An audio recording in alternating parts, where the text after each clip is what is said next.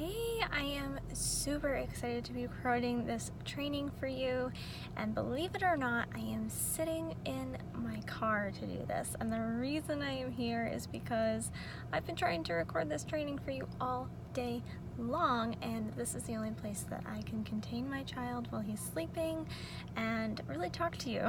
So here we are. If you are here, I am so grateful that you are taking the time to learn about creating your brand consistency. And this is a really important piece when you're looking at your visual branding, how you are showing up online and attracting your ideal clients, your audience, whoever it is that you are trying to work with.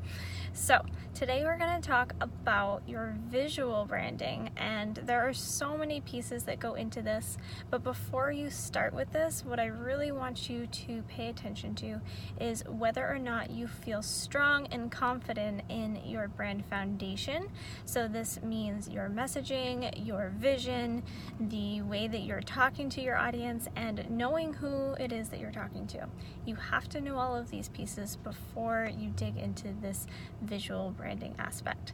So think about that first. If you're feeling confident in that, it's time to move on, and we are going to talk about your visual brand. So there are so many pieces that tie together here, and I'm going to touch on each one that is laid out for you inside the PDF. So you can print the PDF off.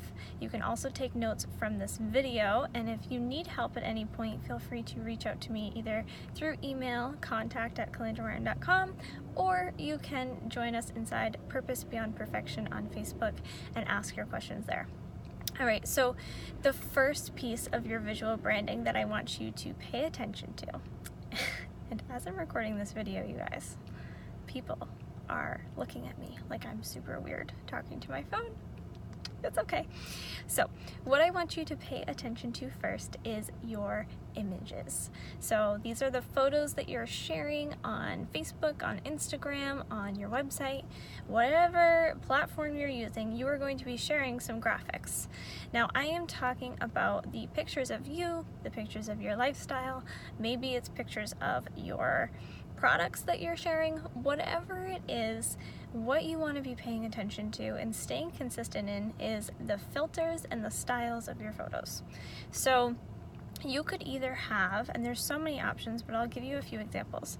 You could either have dark pictures where they're dark and bold and really high in your contrast, or you could have bright, light, high contrast photos like you'll see me sharing in my brand. You could have soft faded photos with a lot of white space. There's so many options. So what you want to identify is what you are trying to portray with your visual branding and the graphics that you are sharing. So you can go about this a few different ways. The best way to do this is to hire a photographer and get some professional pictures taken. Now, if you don't have this in your budget yet, don't worry. If you're not there, you can absolutely DIY your photos either with your smartphone or your laptop. iPhones are amazing for this. Get yourself a tripod and take some pictures with a very consistent background. So this is another piece that I want to plug in here for you to pay attention to. So depending on your brand, whether you are a coach, a network marketer, something else entirely, you're going to have a similar theme throughout your brand. And it's important to take notice of the backgrounds in your pictures and the types of places you're taking your pictures in. So maybe you're taking pictures primarily outside. Maybe you're taking pictures inside coffee shops, or while you're traveling, or I don't know, in your home office, wherever it's going to be. Just pay attention to keeping a consistent background and a style to your photos. Now, in addition to these pieces, for your images, you'll also want to pay attention to your filters. So this is probably something you're already aware of, and you can change your filters so many different ways, but I'm just going to touch on a few things. So you can change your filter on your phone directly on whatever device it is that you're using to take the picture with. You could also use something like canva.com. There's also 100 other platforms that you could use, but this is a well-known and trusted site. It's free. You can upload your picture, add it into a template, and have a filter set so that you are staying consistent with it. So there's a few different ways to do this. You could also use Instagram. They have filters built in, but stick with one and stay super consistent. So as you're working through this is just the first piece that I want to touch on, but I want to have you start right now with creating a guideline for yourself. Some people will call this a mood board. Sometimes designers will call it your brand guidelines, but it can be as simple as grabbing your computer, opening up Google Drive, opening up a doc, and writing brand guidelines. And I want you to write these things down and take notes so that you have this on hand to refer to. And you can come back to this training as much as you want, but start here, start now, and start implementing. So write out what your photos are portraying. Are they fun and light? Are they dark and serious? What do you want people to feel when they see your pictures online? Now, after your photos, the next thing that you're going to be sharing really frequently, and I have a woman who's staring at me so funny right now. Okay, once you have, I'm literally in a parking lot of a grocery store recording this. Once you have your pictures, you're also going to be sharing fonts very frequently in your graphics. So aside from lifestyle pictures and photos of your environment, wherever it is, whatever you're taking a picture of, you're also going to have graphics that you are likely going to create. And if you're in a space where you're DIYing your design, which is absolutely okay, you're going to want to be sure that you're paying attention to the fonts and the colors that you're using in your graphics. So we'll dig into each of these individually.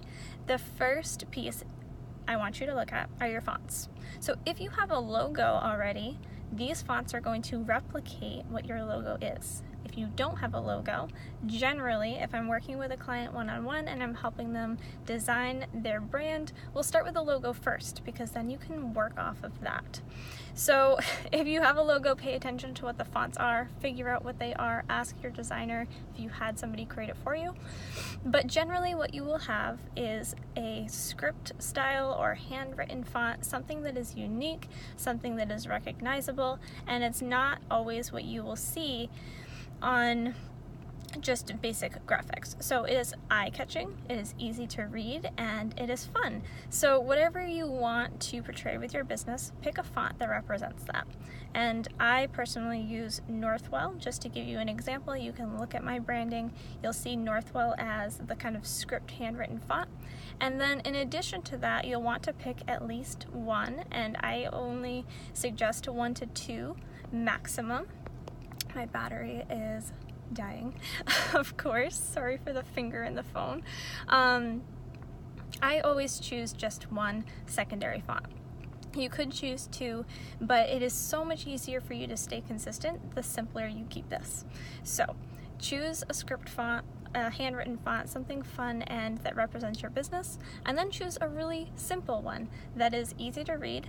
You can make it bold, you can italicize it, whatever you want to do, but make sure that you're staying consistent with this secondary font. So as you are putting these pieces together, as you're identifying what your fonts are, identifying the types of images that you're using, add this into your document, add this into your guidelines. If you're a visual person, you could type out your business name in your fonts and add this into a collage or a mood board, whatever you feel like doing. The next piece is your colors. And again, if you have a logo, you're going to pull the colors from your logo because these are the things that make up your visual brand foundation. So once you have your fonts, you know what your pictures are looking like, you're also going to be adding in some fun colors to your graphics. You will probably have this as a background in some of your graphics, as a square or as a circle or a little shout out box, whatever it might be. You're going to want to have a series of colors that you use very frequently. So this will vary greatly depending on what your business is, but generally my recommendation is for you to have one colorful color. So a purple, a blue, a green, whatever, a blue, I think I said blue already. Pick a color that represents you, that represents what you're trying to get across in your business. Just as a side note, some colors do have a psychological effect on people, so be aware of that. If you are wanting to know more about what that means, you can Google it, or you can reach out and ask me or another designer, but there are some colors that will make people feel a different way. So pick a fun color, pick a color that is really getting across the message that you want in your business, and go from there. So for example, I use purple. Purple is my brand color. You can see I'm wearing it on my necklace. I actually have a purple case on my phone, and this is just a color that really represents who I am as a person, and also it represents my business. Now, in addition to this fun color that you're picking, you also want to pick some basic colors. So this could be black, it could be gray, it could be white, it could be brown. Some people use brown, not very frequently, but you can. And so decide on your fun color and then your bold color. So this is the color that you're typically going to use for your fonts when you're making a graphic and you want it to stand out and be easily visible. So you could choose white and black, you could choose black and gray, you could choose brown and white, whatever you want to choose. So get really clear on what these colors are, and make sure that you're paying attention to the hue of the color. So for every color, of course, there are variations. So purple doesn't just mean purple. Purple could mean lavender, purple could mean fuchsia or magenta. There's so many different things, different types of colors. So when you're doing this, you can go into something like canva.com and choose the color that you love. Put a little shape on the template, for example. I might do a visual training for this for you, but select the color that you want, and then when you go into that color, you can see on many different platforms the color code. So it will look like a hashtag and some numbers and letters. You'll want to write this down. Add it to your brand guidelines, whether that's in a document or on a mood board, so that when you are creating your graphics or you're having somebody create them for you, you can easily have the replication of the same exact shade of the color that you want to use. So I hope that makes sense.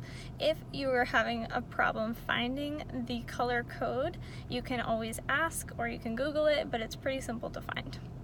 All right, so we talked about your images, we talked about the fonts and the colors. These are the key pieces of your brand, but there's a few other things that I want to touch on.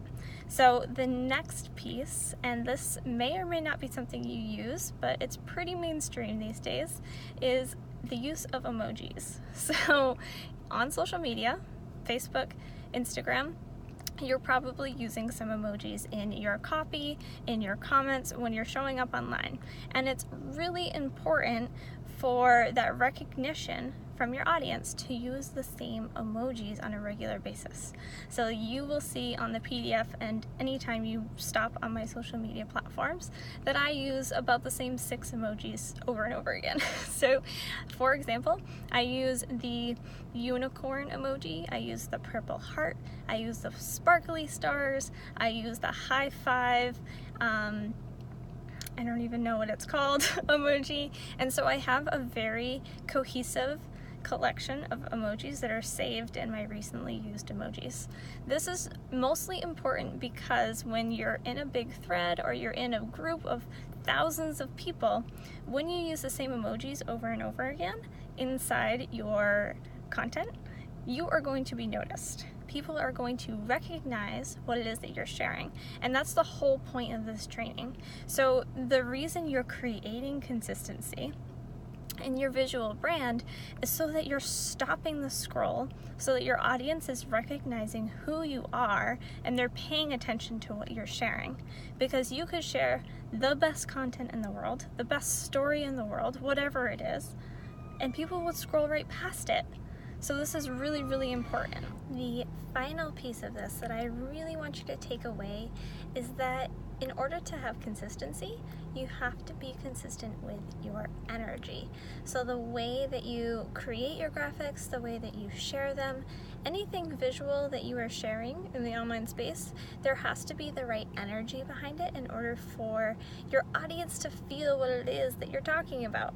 So if you're feeling down, if you're feeling upset or overwhelmed, that's going to translate into the energy in your content. So whatever it is that you're sharing, whether it is a message written out or a visual graphic, anytime that you are working on your business and sharing your content, you just want to make sure that your energy is in the right place. So in the PDF that I shared with you, there are some of my favorite ways to boost my energy. As you can tell in this video, I hope, I'm pretty high energy right now, and the reason for that is because I took some time away from my computer. I went and had fun with my son. I got out in the sunshine, I walked around outside, and I'm feeling really high vibe. So it's important for you to understand, and my camera's really wobbly for this little end of the video. I hope that you are gaining a lot out of this and that you understand that your energy also plays a really large role in your brand consistency. So consistently showing up with your graphics and having them look cohesive, but also showing up in a way that you are making people feel a certain way about your brand and about your business. So I hope this has been a really helpful training for you. Again, if you have questions, always feel free to reach out, post in the group, send me an email. And if you're looking to completely hand this off to somebody else to take over your visuals in your business and you want a designer in your pocket, reach out to me. Go to calandramartin.com, and under services you're going to see two options. I have an all-inclusive design package that you could sign up for so that I could take over your social media graphics and your website, or you could have me in your pocket on a regular basis every single month. So there's two different options there if you're ready to outsource this. But if not, if you're here to learn how to DIY everything, then all the power to you, and I hope this was helpful. All right, have a beautiful day, and thank you so much for watching this.